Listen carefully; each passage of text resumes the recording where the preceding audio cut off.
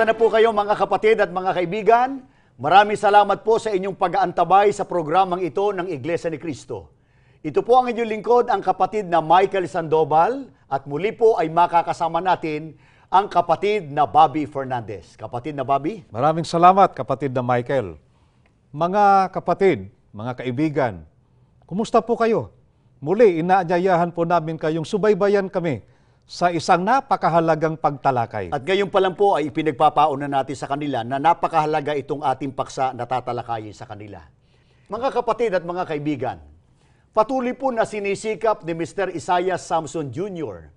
na palakasin ang kanyang loob at ng kanyang mga kapwa-tiwalag at makumbinsi ang kanilang mga sarili na bagamat sila raw po ay tiwalag na o hiwalay na sa iglesia, ay maayos pa rin daw po ang kanilang kalagayan. Tama raw ang kanilang paninindigan at tunay raw ang kanilang paglilingkod sa Diyos na kanilang isinasagawa, kapatid na Bobby. Apo, hindi yan katakataka, kapatid na Michael.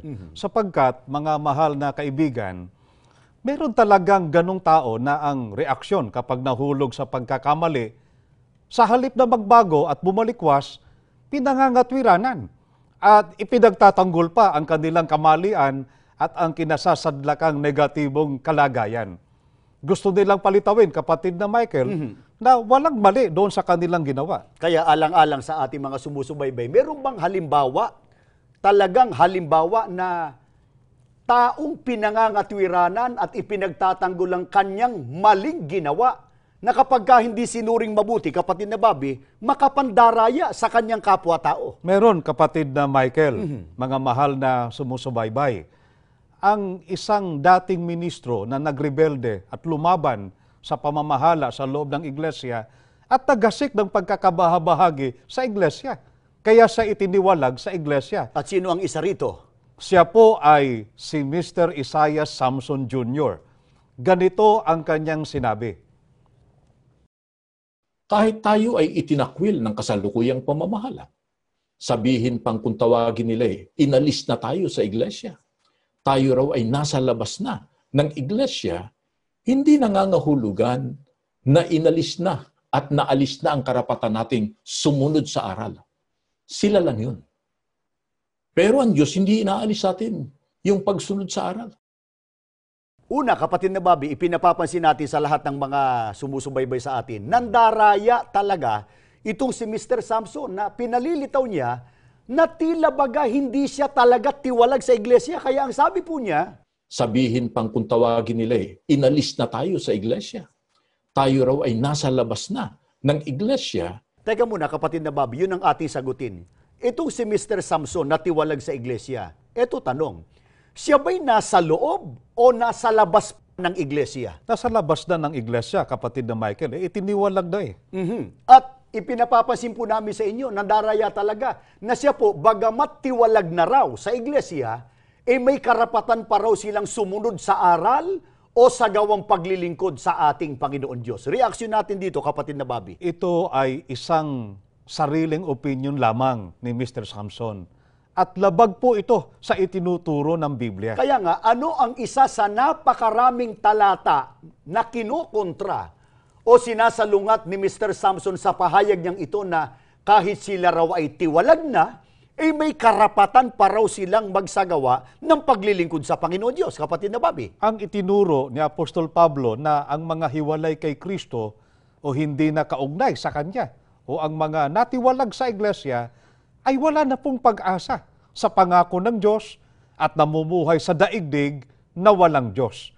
Ganito po ang pahayag ni Apostol Pablo sa Efeso 2:12. Wait, Brother Bobby, it would be better if you read that in English for the sake of those who do not understand Filipino, and I will be the one to translate it in Filipino. I think you're right, Brother Michael. Yes.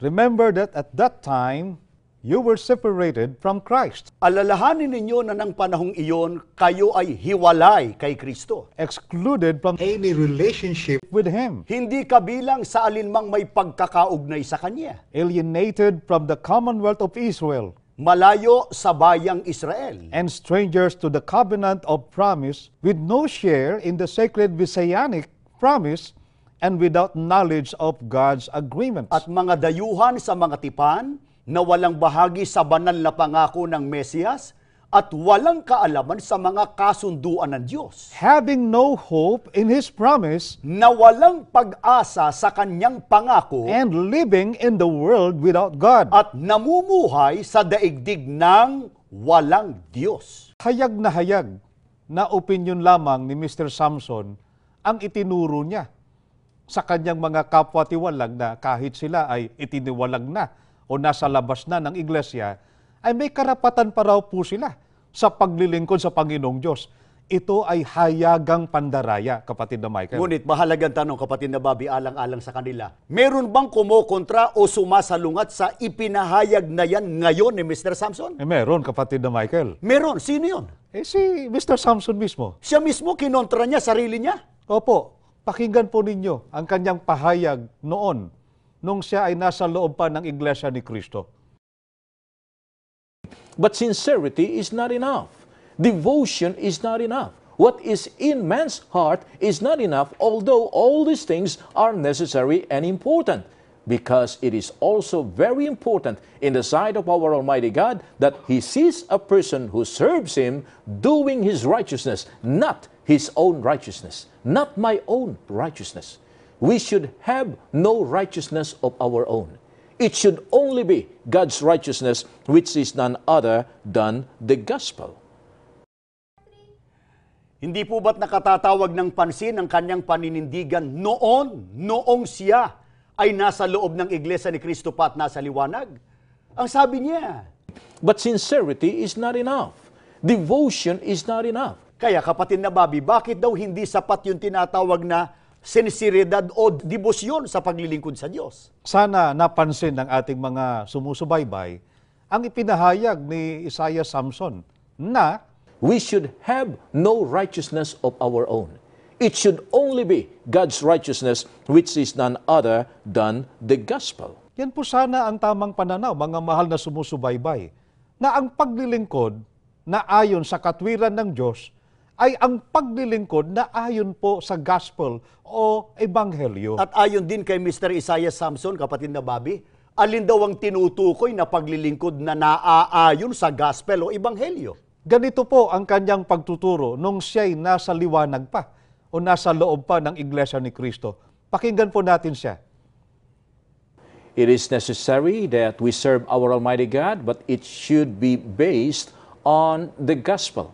And the gospel tells us that we need to be in the true church of Christ in order for us to be saved on the day of judgment. Tama po ang pahayag na ito ni Mr. Samson na ang paglilingkod na ayon sa ebanghelyo na ikaliligtas ng tao ay ang paglilingkod sa loob ng Iglesia ni Cristo. Yan po'y pahayag niya noon nung siya nasa loob pa ng Iglesia. Pero, kapatid na Bobby, nung siya'y nagdilim na at itiniwalag, ano na ang kanyang paninindigan ngayon?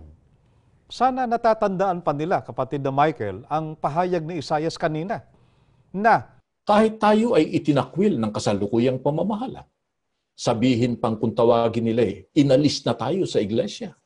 Tayo raw ay nasa labas na ng iglesia, hindi nangangahulugan na inalis na at naalis na ang karapatan nating sumunod sa aral. Sila lang yun.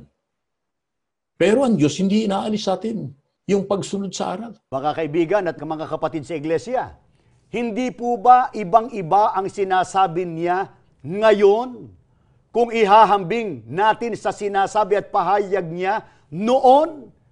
Kaya, kapatid na Bobby, ang gagawin natin sa pagkakataong ito, pagsusunurin natin yung magkakontrang pahayag ni Samson, Mr. Samson, noon sa pahayag niya ngayon. Pakinggan po natin si Mr. Isaiah Samson Jr. It is necessary that we serve our Almighty God, but it should be based on the gospel. And the gospel tells us that we need to be in the true church of Christ in order for us to be saved on the day of judgment. Kahit tayo ay itinakwil ng kasalukuyang pamamahala, sabihin pang kung tawagin nila inalis na tayo sa iglesia. Tayo raw ay nasa labas na ng iglesia, hindi nangangahulugan na inalis na at naalis na ang karapatan nating sumunod sa aral. Sila lang yun. Pero ang Diyos hindi inaalis sa atin yung pagsunod sa aral. Oh, kapatid na Bobby, tatanungin kita at napakahalagang tanong, dalawa lang ang pamimilian mo. Po. Sa pahayag na ito ni Mr. Samson, magkasalungat o magkakontra? Pareho. Alam yan ng mga sumusubaybay sa atin. Kaya magkakontra na, magkasalungat pa. At kung sabihin niya, ganito kapatid na Bobby, ang totoo pala ay ang sinasabi ko ngayon. Ano reaksyon mo ron? Eh di aminado po siya, kapatid na Michael, na nagsinungaling siya noon. Eh kung sabihin naman niya, ang totoo pala ay ang sinasabi ko noon at hindi yung ngayon. Mas lalong masama yan, kapatid na Michael, sapagkat aminado siya na nagsisinungaling na siya ngayon. Naalala ko tuloy, yung sabi ni kapatid na Ramil, sabi nga niya, either of the two will do. Di ba kapatid na Bobby? Asa nga pala, si kapatid na Ramil sumusubaybay dito sa ating palatuntunan. Teka, dapat ba nating ipagtaka kapatid na Bobby kung merong ganitong uri ng tao na kung magpakilala, mangangaral daw ng Biblia, na nang matiwalag sa iglesia ay salungat na sa Biblia at sinasalungat na rin ang kanyang sarili sa kanyang pagtuturo. Anong sagot natin doon? Hindi kapatid na Michael at mga ginigiliw na tagapanood. At nakapagtataka ba na yung ganung uri ng tao nanlilibak at gustong magkaroon ng bahabahagi sa iglesia? Hindi rin kapatid na Michael sapagkat ipinagpaunan na rin yan ng banal na kasulatan. Pakinggan po ninyo ang pahayag po dito sa Judas Tadeo 1:17 hanggang 19. Ganito po ang ating mababasa. You who are loved by God, remember the predictions of the apostles of our Lord Jesus Christ. Naalaala ng mga taong iniibig ng Diyos ang mga hula ng mga apostol ng ating Panginoong Hesukristo. They told us, Sinabi nila sa atin, in the last days, there will be mockers who will follow their ungodly desires. sa mga huling araw ay magkakaroon ng mga manglilibak na ang susundin ay ang kanilang napakasamang mga hangarin. These false teachers Ang mga bulaang tagapagturong ito start divisions in the church. ay nag-uumpisa ng mga pagkakabahabahagi sa iglesia. They love this world Umiibig sila sa daigdig na ito and do not have the Holy Spirit living within them. at walang Espiritu Santo na naninirahan sa kanila. Kaya bakit si Mr. Isaiah Samson Jr. at iba pang mga ministrong itiniwalag, gaya ni Nadison, Kayabyab at iba pa, ay nahulog sa ganyang masamang gawain, kapatid na Bobby? Ayon po sa talata ng Biblia na ating binasa, walang Espiritu Santo na naninirahan sa kanila, kapatid na Michael. Kaya nga po mga kapatid at mga kaibigan, ilang libong beses mang sabihin ng mga itiniwalag na ministro na nasa kanila raw ang Espiritu Santo. Mahal daw nila ang kapatid na Eranio Manalo. Mahal daw nila ang iglesyang ito. Ito po ay napakalaking kapaimbabawan at pandaraya po sa inyo. Totoo yan, kapatid na Michael.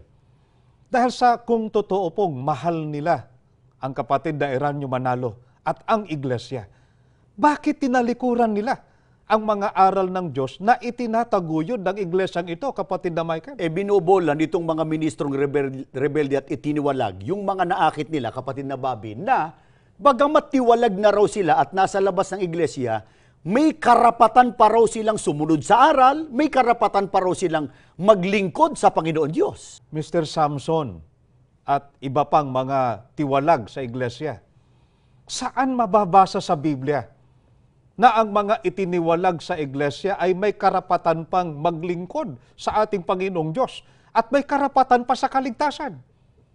Ikaw, Mr. Samson, bilang tagapagsalita o tagapagturo sa mga kapwa mo tiwalag, saan mo ba dadalhin ang kanilang kaluluwa, kapatid na Michael? Kaya naaawa tayo doon sa nakikita natin sa YouTube or internet na meron pa silang isinasagawang pagsamba. Sila po ay tiwalag o wala na po sa loob ng tunay na iglesia. Kaya sa lahat ng mga narating ng programang ito, ang panawagan po namin sa lahat ng mga napapaniwala at nadaya ng mga itiniwalag na mga ministro. At ang iba sa inyo malalapit sa amin. Alisin ninyo ang galit sa inyong puso, ang puot at inggit na naitanim sa inyong puso ng mga nagrebelde sa iglesyang ito. At ang amin pong mensahe, habang may panahon pa, habang tayo ay may buhay at may lakas, at hindi pa po dumarating ang araw ng paghuhukom, bumalikwas kayo. Magbalik loob kayo sa Panginoon Diyos upang hindi po mawalan ng kabuluhan ng lahat ng inyong maraming puhunan sa paglilingkod na inyong isinagawa sa loob ng Iglesia ni Kristo. Minahal ng kapatid ni Eranio Manalo ang iglesyang ito. Nagpahinga silang nasa loob ng iglesia. Ang damdamin yun ng pagmamahal din na iniuukol ng kapatid na Eduardo Manalo. Mga kapatid, at sa mga naakit ng mga tiwalag na ministro, samantalahin niyo ang panahon na kayo ay bumalik sa kasiglahan ng paglilingkod sa ating Panginoon Diyos. Nawa po, pinakinabangan nating lahat ang aming maikling pagtalakay. Tayo po ay mananalangin. Ama namin Diyos, Opo. salamat po ng marami sa iyo. Amen. Daman-daman namin ang pag-ibig at pagmamahal mo po sa buong iglesia. Opo. Ginagamit mo pong mabisang kasangkapan ng palatuntunang ito Opo. para manatili kaming matatag sa aming pananampalataya. Amen. Kahabagan mo po ang mga naligaw ng landas. Opo. Tulungan mo po silang makapagbalik loob sa iyo Opo. para hindi masayang ang kanilang maraming puhunan sa pagpapagal. Opo. Paglilingkod na isinagawa sa loob ng banal na iglesia ito. Amen. Panginoong Sukristo, dagdagan mo po kami ng matibay na pananampalataya Opo. at pakipamagitan sa ating Ama lahat ng aming panalangin sa Amen. Kanya. Aman Diyos, bumabalik kami sa pagtawag sa iyo. Mamalagi po ang pag-iingat at pagkukupkup mo po sa kapatid na Eduardo Manalo. Amen. Alang-alang po sa kaligtasan ng buong iglesia. Amen. Sa ngalan po ng aming Panginoong Hesukristo. Amen. Amen.